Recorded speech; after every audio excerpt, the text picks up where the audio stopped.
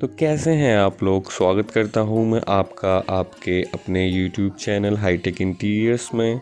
तो आज हम बात करने वाले हैं एक दूसरी टाइप की फॉल सीलिंग जो कि होने वाली है जिप्सम।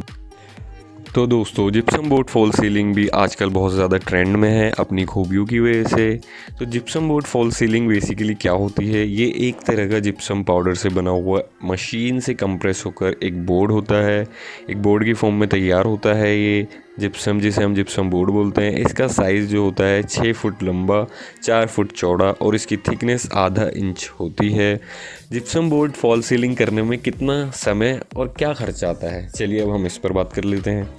तो जिप्सम बोर्ड फॉल सीलिंग करने में समय बहुत ही कम लगता है। अगर आपका 10 बाई 10 का रूम है तो ये मात्र एक दिन में तैयार हो जाता है और ख़र्चा और सीलिंग की तुलना में बहुत कम आता है। जैसे हम पीओपी की बात करें तो पीओपी की तुलना में इसका रेट आधा होता है बिल्कुल। अभी जिप्सम बोर्ड फॉल सीलिंग का रेट जो अभी फ़िलहाल में चल रहा है वो 60 रुपये स्क्वायर फिट से लेकर 70 रुपये स्क्वायर फिट तक जाता है। ये जगह के हिसाब से वेरी कर सकता है। ये जो मैंने आपको रेट बताए हैं ये अपने दिल्ली एनसीआर के बताए हैं। जिप्सम बोर्ड सीलिंग को करने के लिए किन किन मटेरियल की हमें ज़रूरत होती है, आइए अब हम उसके बारे में जान लेते हैं एक बार। नंबर फर्स्ट पे आता है फ्रेम। फ्रेम के लिए हमें मेन की ज़रूरत होती है, क्रॉस की ज़रूरत होती है, पैरामीटर की ज़रूरत होती है, एल पत्ती की ज़रूरत होती है। मैं आपको इनके फ़ोटोज़ वीडियो में दिखाऊंगा ताकि आपको आइडिया हो जाए कि मेन हम किसे कहते हैं, क्रॉस किसे कहते हैं, पैरामीटर किसे कहा जाता है और एल पत्ती किसे कहते हैं।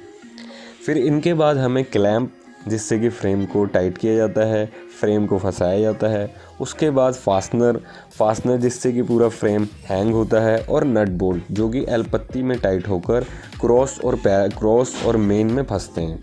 इसके बाद फाइनल स्टेज आ जाती है जिसमें हमें जिप्सम बोर्ड की आवश्यकता होती है। जिप्सम बोर्ड फ्रेम पे स्क्रू के द्वारा लगाया जाता है। जो भी डिज़ाइन होता है उसी के अकॉर्डिंग हम जिप्सम बोर्ड को लगाते हैं। उसके बाद जो जिप्सम बोर्ड के जॉइंट आते हैं उन्हें हम जॉइंटिंग टेप और जॉइंटिंग कंपाउंड की मदद से फिल करते हैं। आइए अब हम इसके बारे में जानते हैं कि जिप्सम बोर्ड फॉल सीलिंग किस तरीके से की जाती है।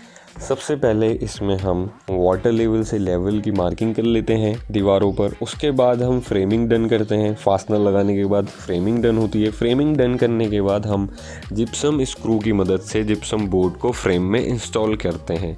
उसके बाद फिर हम जॉइंटिंग टेप, जॉइंटिंग कंपाउंड से उनके जॉइंट भरते हैं और हमारी जिप्सम सीलिंग डन हो जाती है। उसके बाद आता है पेंटर का काम, जो कि उसमें पुट्टी करने के बाद कलर क्लाइंट के अकॉर्डिंग जो भी आपकी आवश्यकता हो, जो भी आपको अच्छा लगे वो कलर आप करवा सकते हैं। इसी तरीके से हमारी जिप्सम बोर्ड की फॉल सीलिंग की जाती है।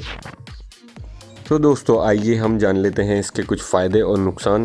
सबसे पहला फ़ायदा इसका यही है कि ये कम समय में हो जाती है। नंबर 2, ये और सीलिंग के मुकाबले कम पैसों में हो जाती है। नंबर 3, इसमें कोई भी वेस्ट मटेरियल नहीं निकलता। अगर आपका बोर्ड आधा भी कटता है तो आधे का आधा बोर्ड भी लग जाता है। तो ये तो थे इसके कुछ फ़ायदे, और आइए हम नुकसान जान लेते हैं।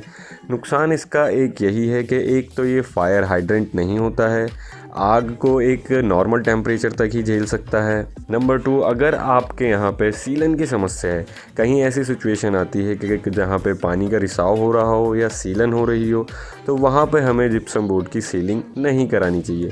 वैसे तो जिप्सम बोर्ड में भी वाटरप्रूफ बोर्ड आते हैं, लेकिन फिर भी वो इतने कारगर नहीं हैं। तो ये थे इसके कुछ नुकसान और कुछ फ़ायदे। तो दोस्तों, आज के लिए बस इतना ही। आपको हमारी ये वीडियो कैसी लगी प्लीज़ कमेंट में ज़रूर बताइए, और हमारी वीडियो को लाइक और शेयर ज़रूर कीजिए। और ऐसी ही इन्फॉर्मेटिव वीडियोस जानने और देखने के लिए बने रहिए हमारे यूट्यूब चैनल हाईटेक इंटीरियर्स पर।